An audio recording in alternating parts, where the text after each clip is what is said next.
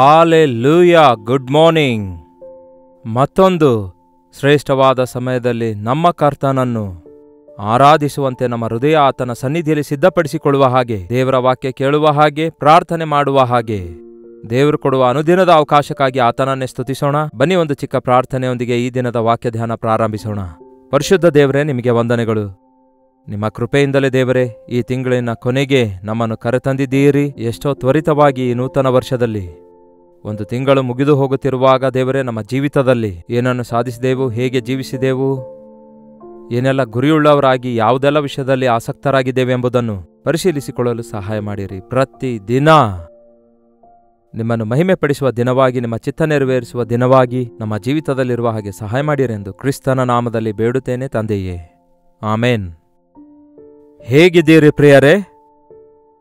ಹೊಸ ವರ್ಷದೊಳಗಡೆ ಪ್ರವೇಶಿಸಿದ್ದೇವೆ. ಬೇಗ ಬೇಗನೆ ಹಳೆ ವರ್ಷ ಮುಗಿದು ಹೋಗುವ ಹಾಗೆ ಈಗೋ ತಿಂಗಳಿನ ಕೊನೆಗೆ ನಾವು ಬಂದಿದ್ದೇವೆ ಮತ್ತು ದೇವರ ಕೃಪೆಯಲ್ಲಿ ಭದ್ರಪಡಿಸಲ್ಪಡ್ತಿದ್ದೇವೆ, ಕಾಪಾಡಲ್ಪಡ್ತಾ ಇದ್ದೇವೆ, ಸಜೀವವಾಗಿದ್ದೇವೆ, ದೇವರನ್ನು ಸ್ತುತಿಸುವವರಾಗಿದ್ದೇವೆ.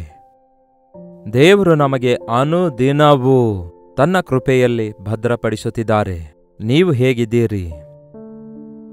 ಏನೇನೋ ಕಷ್ಟಗಳು ಬಂದಿವೆ ಎಂದು, ಏನೇನೋ ವಿಪತ್ತುಗಳು ಬಂದಿವೆ ಎಂದು, ಕೆಲವೊಂದು ಆಪತ್ತುಗಳು ಬಂದಿವೆ ಎಂದು, ಕೆಲವೊಂದು ಅನಾನುಕೂಲ ಪರಿಸ್ಥಿತಿ ಎದುರಾಗಿವೆ ಎಂದು, ದೇವರು ನಮ್ಮನ್ನು ಬಿಟ್ಟು ಬಿಟ್ಟಿದ್ದಾರೇನೋ, ದೇವರು ನಮ್ಮನ್ನು ಮರೆತು ಹೋಗಿದ್ದಾರೇನೋ, ದೇವರು ಎಲ್ಲಿದ್ದಾರೆ ಬಿಡಿ ಎನ್ನುವ ರೀತಿಯಲ್ಲಿ ಈ ದಿನ ಬಹಳಷ್ಟು ಜನ ವಿಶ್ವಾಸಿಗಳು ತಮ್ಮ ಹೃದಯ ಕಠಿಣಪಡಿಸಿಕೊಳ್ತಿದ್ದಾರಂತೆ. ದೇವರನ್ನು ನಂಬಿದ್ದೇವೆ ಎಂದು ಹೇಳಿದಂಥವರು ಕೂಡ ಅನಾನುಕೂಲ ಪರಿಸ್ಥಿತಿಗಳು ಎದುರಾದಾಗ, ವಿಪತ್ತುಗಳು ಎದುರಾದಾಗ, ಅಕಸ್ಮಾತ್ತಾಗಿ ಒಂದು ವೇಳೆ ಮರಣ ಏನಾದರೂ ಕುಟುಂಬದಲ್ಲಿ ಸಂಭವಿಸುವಾಗ ದೇವರಿದ್ರೆ ಯಾಕೆ ಹೀಗಾಗ್ತಾ ಇತ್ತು ಎಂದು ಬೇಸರಗೊಂಡು ಮಾತಾಡ್ತಿದ್ದಾರೆ ಎಂಬುದನ್ನು ಅನೇಕರು ಹೇಳ್ತಿದ್ದಾರೆ. ನೀವು ಅಂತಹ ಸ್ಥಿತಿಯಲ್ಲಿಲ್ವಲ್ಲ? ದೇವರು ಮರೆತು ಹೋಗ್ತಾರೋ? ಮರೆತು ಹೋಗುವ ಸ್ವಭಾವ ನಮಗೆ ಬಹಳಷ್ಟೇ ಇದೆ. ನಾವು ಬಹಳ ಸುಲಭವಾಗಿ ಮರೆತು ಹೋಗ್ತೇವೆ. ವಿಚಿತ್ರವೇನೆಂದರೆ, ಮರೆತು ಹೋಗಬೇಕಾದವುಗಳನ್ನು ಮರೆತು ಹೋಗೋದಿಲ್ಲ, ಜ್ಞಾಪಕ ಇಟ್ಕೊಳ್ಬೇಕಾದ ವಿಷಯಗಳನ್ನು ಮರೆತು ಹೋಗ್ತೇವೆ. ಅಂದರೆ ಕೇಡನ್ನು ಮರೆತು ಹೋಗೋದಿಲ್ಲ, ಮೇಲನ್ನು ಮರೆತು ಹೋಗ್ತೇವೆ. ಅದನ್ನು ನಾವು ತಿರುಗಿಸಿ ಬಿಡಬೇಕು. ದೇವರು ಮಾಡಿರುವ ಮೇಲುಗಳನ್ನೆಲ್ಲ ನೆನ್ಪಿಟ್ಕೊಳ್ರಿ, ಇತರರು ಮಾಡಿದ ಮೇಲುಗಳನ್ನೆಲ್ಲ ನೆನ್ಪಿಟ್ಕೊಳ್ರಿ. ನಿಮ್ಮ ಬದುಕಿನಲ್ಲಿ ಉಂಟಾದಂತಹ ಕೆಟ್ಟ ಅನುಭವದ ದಿನಗಳನ್ನು ನೆನ್ಪಿಟ್ಕೊಳ್ಬೇಡಿ, ಜ್ಞಾಪಕಕ್ಕೆ ತಂದುಕೊಳ್ಬೇಡಿ. ಇತರರಿಗೆ ಮಾಡಿದಂತಹ ಹಾನಿ, ಇತರರು ಮಾಡಿದ ಅಪಕಾರಗಳು ನೆನ್ಪಿಟ್ಕೊಂಡ್ರೆ ಅವುಗಳಿಂದ ಅವರಿಗಿಂತಲೂ ನಮಗೆ ಹೆಚ್ಚು ನಷ್ಟ ಉಂಟಾಗ್ತದೆ.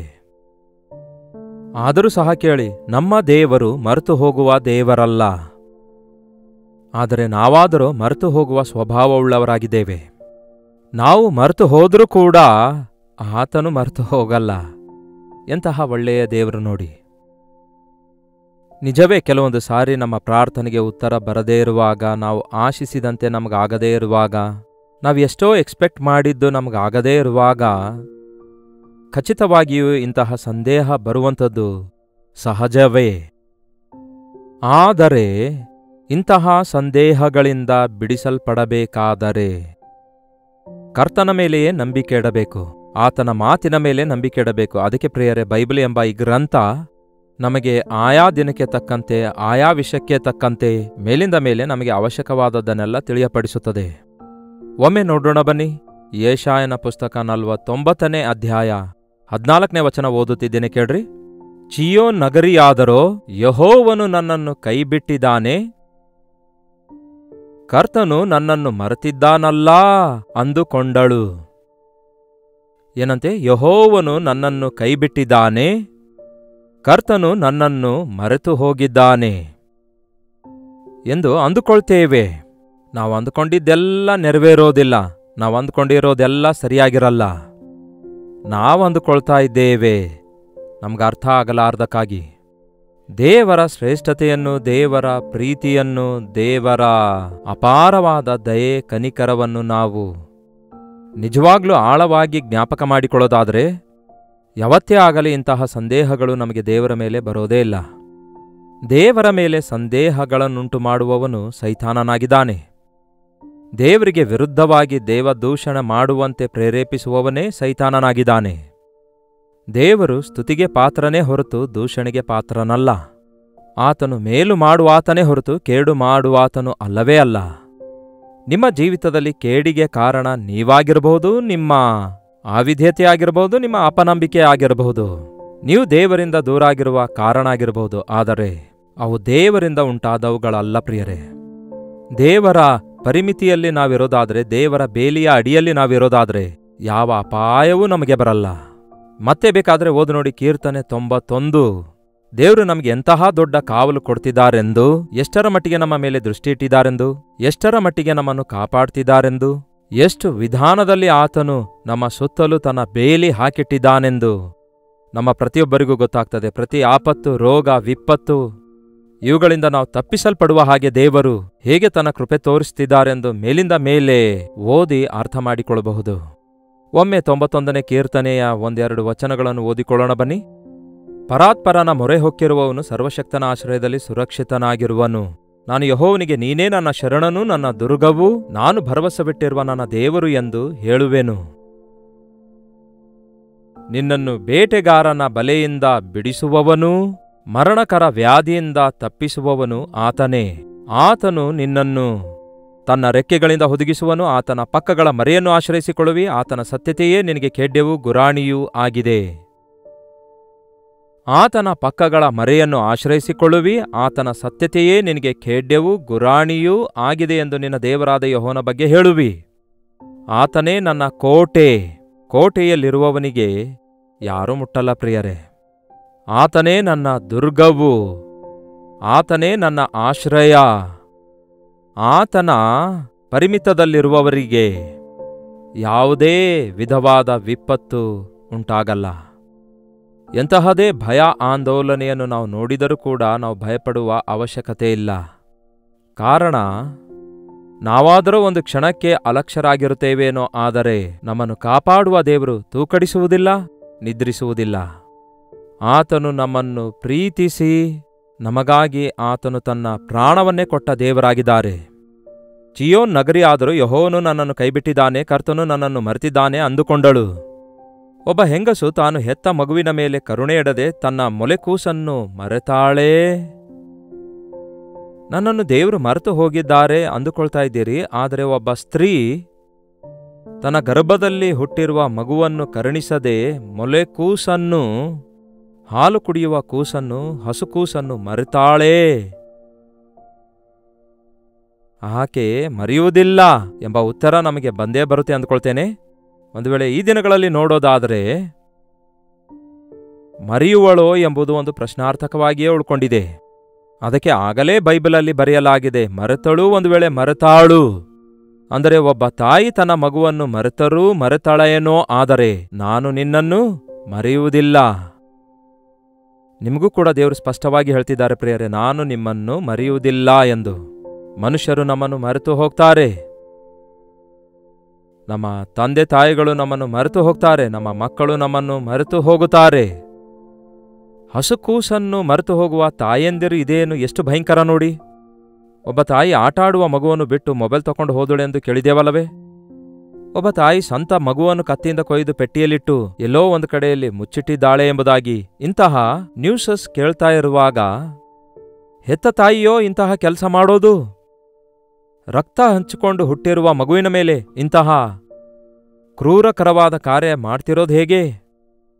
ಹೆತ್ತ ತಾಯಿ ಮರೆತಾಳು ಎನ್ನುವಾಗಲೇ ಮನುಷ್ಯನ ಹೃದಯ ಎಷ್ಟು ಘೋರವಾಗಿದೆ ಎಂಬುದು ಅರಿತಿರುವ ಕರ್ತನು ಆ ತಾಯಿ ಮರೆತಾಳು ಎಂಬುದಾಗಿ ತಾಯಿಯೊಂದಿಗೆ ಹೋಲಿಸಿಕೊಳ್ಳುತ್ತಾ ಹೇಳ್ತಾರೆ, ತಾಯಿ ಅಂದ್ರೆ ಉನ್ನತವಾದ ಪ್ರೀತಿ, ಆದರಣೆ. ಅಂತಹ ತಾಯಿಯ ಮುಖಾಂತರ ನಮಗೆ ಸಿಗುವಂತಹ ಉಪಶಮನ, ಸಹಾಯ, ಮೇಲು, ಹೀಗೆ ಎಷ್ಟೊಂದಿವೆ ತಾಯಿ ಮಾಡುವಂಥವುಗಳು. ಅಂತಹ ತಾಯಿಯೊಂದಿಗೂ ಕೂಡ ಕರ್ತನು ಹೋಲಿಸಿಕೊಂಡು ಆಕೆಗಿಂತಲೂ ಹೆಚ್ಚಾಗಿ ಪ್ರೀತಿಸ್ತಿದ್ದಾರೆ. ಹೆತ್ತ ತಾಯಿ ಆದರೂ ಮರೆತಾಳು, ಆದರೆ ನಾನು ನಿಮ್ಮನ್ನು ಮರೆಯುವುದಿಲ್ಲ ಅನ್ನುತ್ತಾರೆ.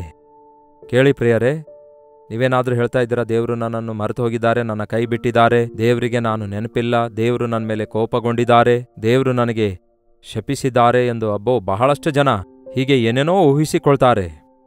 ಆತನು ಶಪಿಸುವಾತನೂ ಅಲ್ಲ, ಕೈ ಬಿಡುವಾತನೂ ಅಲ್ಲ. ಆತನು ಕನಿಕರಿಸುವಾತನಾಗಿದ್ದಾನೆ, ಕ್ಷಮಿಸುವಾತನಾಗಿದ್ದಾನೆ, ಮೇಲು ಮಾಡುವಾತನಾಗಿದ್ದಾನೆ. ನಿಮ್ಮನ್ನು ಹೆತ್ತ ತಾಯಿಗಿಂತಲೂ ಹೆಚ್ಚು ಪ್ರೀತಿಸುವಂತಹ ಸ್ವಂತ ಪ್ರಾಣ ಕೊಟ್ಟ ದೇವರಾಗಿದ್ದಾರೆ. ಹಾಗಾಗಿ ಯಾವುದೇ ವಿಷಯದಲ್ಲಾಗಲಿ ನೀವು ದಯವಿಟ್ಟು ಕುಗ್ಗಿ ಹೋಗಬೇಡಿ. ಅದೇ ರೀತಿ ನಿಮಗೆ ದಾರಿ ತೋಚದಂತಹ ಪರಿಸ್ಥಿತಿ ಎದುರಾದಾಗ ಏನ್ ಮಾಡ್ಲಿಕ್ಕಾಗ್ತಾ ಇಲ್ಲ ಎಂಬುದಾಗಿ ಒಂದು ರೀತಿಯಲ್ಲಿ ವಿರಕ್ತಿಗೆ ಒಳಗಾದವರು ಎಷ್ಟೋ ಜನ ಇದ್ದಾರೆ. ಆತ್ಮಹತ್ಯೆ ಮಾಡಿಕೊಳ್ಳಬೇಕೆಂದು ಯೋಚಿಸುವಂಥವರಿದ್ದಾರೆ. ಅಂತಹ ಯೋಚನೆಗಳಿಗೆ ಅವಕಾಶ ಕೊಡಬೇಡಿ. ಈ ಲೋಕದಲ್ಲಿರುವ ಪ್ರತಿ ವ್ಯಕ್ತಿ ನಮ್ಮನ್ನು ಮರೆತು ಹೋಗಬಹುದು. ಈ ಲೋಕದಲ್ಲಿರುವ ಪ್ರತಿಯೊಬ್ಬರೂ ನಮ್ಮನ್ನು ಲಕ್ಷಿಸಲಾರದೇ ಇರಬಹುದು. ಆದರೆ ನಿಮಗಾಗಿ ರಕ್ತ ಸುರಿಸಿರುವ ಕರ್ತನು, ನಿಮ್ಮನ್ನು ಪ್ರೀತಿಸಿರುವ ಯೇಸು ಕ್ರಿಸ್ತನು ನಿಮ್ಮನ್ನು ಮರೆಯುವುದಿಲ್ಲ, ನಿಮ್ಮನ್ನು ಎಂದಿಗೂ ಮರೆಯುವುದೇ ಇಲ್ಲ. ಹೆತ್ತ ತಾಯಿ ತನ್ನ ಮಗುವನ್ನು ಮರೆತರೂ ಮರೆತಾಳು, ಆದರೆ ನಾನು ನಿನ್ನನ್ನು ಎಂದಿಗೂ ಮರೆಯುವುದಿಲ್ಲ. ಇಗೋ ನೋಡು, ನನ್ನ ಅಂಗೈಗಳಲ್ಲಿ ನಿನ್ನನ್ನು ಚಿತ್ರಿಸಿಕೊಂಡಿದ್ದೇನೆ. ಇಗೋ ನೋಡು, ನನ್ನ ಅಂಗೈಗಳಲ್ಲಿ ನಿನ್ನನ್ನು ಚಿತ್ರಿಸಿಕೊಂಡಿದ್ದೇನೆ. ನಾವು ಹೆಚ್ಚೇನೂ ಪ್ರಯಾಸ ಪಡಲಾರದ ಹಾಗೆ ಅತ್ಯಂತ ಸುಲಭವಾಗಿ ಅತ್ಯಂತ ಕಡಿಮೆ ಸಮಯದಲ್ಲಿಯೇ ನಾವು ನೋಡಿಕೊಳ್ಳಲು ಸಾಧ್ಯವಾಗುವುದು ನಮ್ಮ ಅಂಗೈ. ಯಾಕೆಂದರೆ ನಮ್ಮ ಎದುರುಗಡೆಯೇ ಕಾಣಿಸುತ್ತವೆ. ನಮ್ಮ ಕಾಲಿನ ಪಾದ ನೋಡ್ಕೊಳ್ಬೇಕಾದ್ರೆ ಬಾಗಬೇಕು, ಕೆಲವರಿಗೆ ಬಾಗ್ಲಿಕ್ಕಾಗಲ್ಲ. ನಮ್ಮ ಬೆನ್ನು ನೋಡ್ಕೊಳ್ಬೇಕಾದ್ರೆ ನಮ್ಮಿಂದ ಆಗೋದೇ ಇಲ್ಲ. ಕೆಲವರಿಗೆ ಬೊಜ್ಜು ಜಾಸ್ತಿ ಇರುವಾಗ ಬಾಗಿ ಪಾದ ನೋಡಿಕೊಳ್ಳೋಣ ಅಂದ್ರೂ ಕೂಡ ಅವರಿಗೆ ಬಾಗ್ಲಿಕ್ಕಾಗಲ್ಲ. ನಮ್ಮ ದೇಹದ ಬೇರೆ ಯಾವುದೇ ಭಾಗದಲ್ಲಿ ಬರೆದಿಟ್ಕೊಂಡಿರೋದನ್ನು ನೋಡೋದು ಕಷ್ಟ ಆಗ್ಬಹುದೇನೋ, ಆದರೆ ನಮ್ಮ ಕಣ್ಮುಂದೆಯೇ ಕೈ ಅಡ್ಜಸ್ಟ್ ಮಾಡಿಕೊಳ್ಬಹುದು. ಮೇಲಕ್ಕೆ ಕೆಳಗೆ ಮಲಗಿದ್ರೆ ಮೇಲೆ, ಕೂತ್ಕೊಂಡ್ರೆ ಕೆಳಗೆ, ಹೀಗೆ ನಮಗೆ ಅನುಕೂಲವಾಗಿ ನಮ್ಮ ಎದುರುಗಡೆಯಲ್ಲಿಯೇ ಇರುವ ಹಾಗೆ ನಾವು ನೋಡ್ತಿದ್ದೇವೆ. ಕರ್ತನು ಹೇಳ್ತಾರೆ, ನಿಮ್ಮನ್ನು ನಾನು ನನ್ನ ಅಂಗೈಗಳಲ್ಲಿ ಚಿತ್ರಿಸಿಕೊಂಡಿದ್ದೇನೆ ಅನ್ನುತ್ತಾರೆ. ನೀವು ನನ್ನ ಅಂಗೈಯಲ್ಲಿ, ನನ್ನ ಕಣ್ಮುಂದೆಯೇ ಇದ್ದೀರಿ. ಎಂತಹ ದೊಡ್ಡ ದೇವರು ನೋಡಿ. ಯಾಕೆ ಭಯಪಡ್ತೀರಿ? ಯಾಕೆ ದಿಗಿಲು ಪಡ್ತೀರಿ? ಆತನು ನಮ್ಮನ್ನು ನೋಡುತ್ತಲೇ ಇದ್ದಾರೆ ಪ್ರಿಯರೇ, ಕಾಪಾಡುತ್ತಲೇ ಇದ್ದಾರೆ. ಆತನು ನಮ್ಮ ಮೇಲೆ ದೃಷ್ಟಿ ಇಟ್ಟಿದ್ದಾರೆ ಪ್ರಿಯರೇ. ಆತನು ನಮ್ಮನ್ನು ಪ್ರೀತಿಸುತ್ತಿರುವುದರಿಂದ ನಮಗೆ ಕೇಡಾಗದಂತೆ ಮೇಲಾಗಬೇಕೆಂದೇ ಬಯಸುತ್ತಿದ್ದಾರೆ. ಇಗೋ ನೋಡು, ನನ್ನ ಅಂಗೈಗಳಲ್ಲಿ ನಿನ್ನನ್ನು ಚಿತ್ರಿಸಿಕೊಂಡಿದ್ದೇನೆ. ನಿನ್ನ ಪೌಳಿಗೋಡೆಗಳು ಸದಾ ನನ್ನ ಕಣ್ಣೆದುರಿನಲ್ಲಿವೆ. ಪೌಳಿಗೋಡೆ ಅಂದರೆ ನೀವು ಎಲ್ಲಿರುತ್ತೀರೋ ಅಲ್ಲಿ ನಿಮ್ಮ ಸುತ್ತಲೂ ಇರುವ ಸರ್ಕಲ್ ಆಗಿದೆ, ನಿಮ್ಮ ಸುತ್ತಲೂ ಇರುವಂತಹ ಸರಹದ್ದಾಗಿದೆ. ಅದು ನನ್ನ ಕಣ್ಣೆದುರಿಗಿದೆ ಅನ್ನುತ್ತಾರೆ. ನನ್ನ ಸರಹದ್ದಿನಿಂದ ಹೊರಗಡೆ ಹೋದರೆ ನಿಮಗೆ ಅಪಾಯ, ಹೋಗಲಾರದ ಹಾಗೆ ನಾನು ಕಾಪಾಡಿಕೊಳ್ತೇನೆ ಅನ್ನುತ್ತಾರೆ. ಮಕ್ಕಳಿಗೆ ಬೇಕಾದರೆ ನೋಡಿ, ತಂದೆ ತಾಯಿಗಳು ತಮ್ಮ ಮಕ್ಕಳನ್ನು ಆಟ ಆಡಿಸ್ತಾ ಇರುವಾಗ ಅವರ ದೃಷ್ಟಿಯೆಲ್ಲ ಮಕ್ಕಳ ಮೇಲೆಯೇ ಇರುತ್ತೆ. ಆ ಮಗು ಏನಾದರೂ 4 ಹೆಜ್ಜೆ ಮುಂದೆ ಹೋದರೆ ತಕ್ಷಣವೇ ಎದ್ದು ಓಡೋಡಿ ಹೋಗಿ ಆ ಮಗುವನ್ನು ತಂದುಕೊಳ್ತಾರೆ. ಹೌದಲ್ಲವೇ?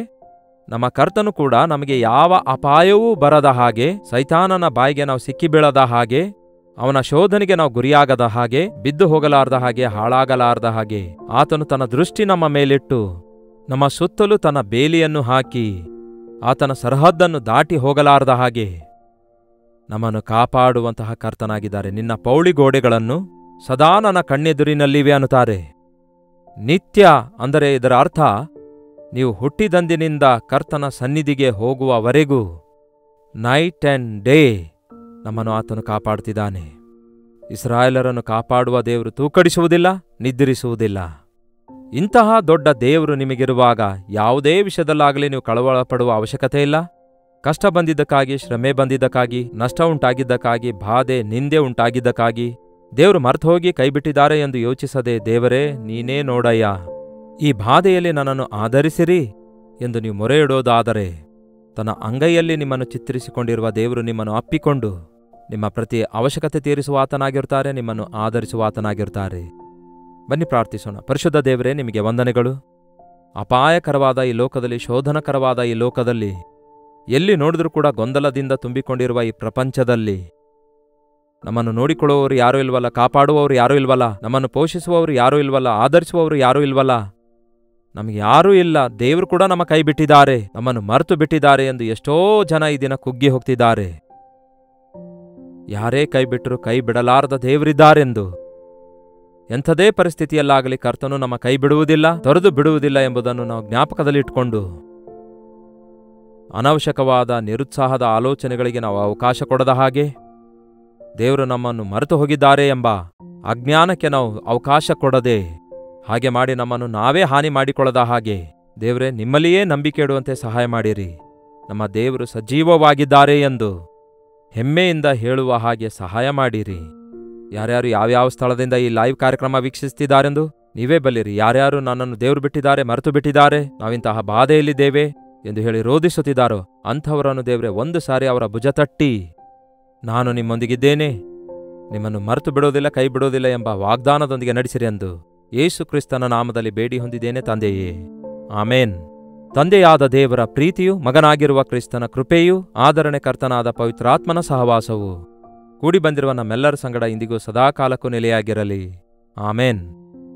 ದೇವರಿಗೆ ಸ್ತೋತ್ರ. ನಿಮ್ಮ ಪ್ರಾರ್ಥನಾ ಮನವಿಗಳನ್ನು 8939731313 ನಂಬರ್ಗೆ ಹಾಗೂ ಇತರ ದೇಶದಿಂದಲೂ ಸಹ ವೀಕ್ಷಿಸುವುದಾದರೆ ಇದೇ ನಂಬರ್ಗೆ ಒಂದು ಟೆಕ್ಸ್ಟ್ ಇಲ್ಲವೇ ವಾಯ್ಸ್ ಮೆಸೇಜ್ ಮೂಲಕ ವಾಟ್ಸಪ್ ಕಳಿಸಿಕೊಡಿರಿ. ನಿಮಗಾಗಿ ಪ್ರಾರ್ಥಿಸ್ತಿದ್ದೇವೆ, ನೀವು ಕೂಡ ಪ್ರಾರ್ಥಿಸಿರಿ, ದೇವರು ತಪ್ಪದೇ ಉತ್ತರಿಸುತ್ತಾರೆ. ಕರ್ತನ ಚಿತ್ತವಿರುವುದಾದರೆ ಮತ್ತೆ ನಾಳೆ ಇದೇ ಅನುದಿನದ ಧ್ಯಾನ ಎಂಬ ಕಾರ್ಯಕ್ರಮದಲ್ಲಿ ಮತ್ತೆ ಭೇಟಿಯಾಗೋಣ. ಅಲ್ಲಿವರೆಗೂ ದೇವರ ಮಹಾಕೃಪೆ ನಿಮ್ಮೆಲ್ಲರೊಂದಿಗಿರಲಿ.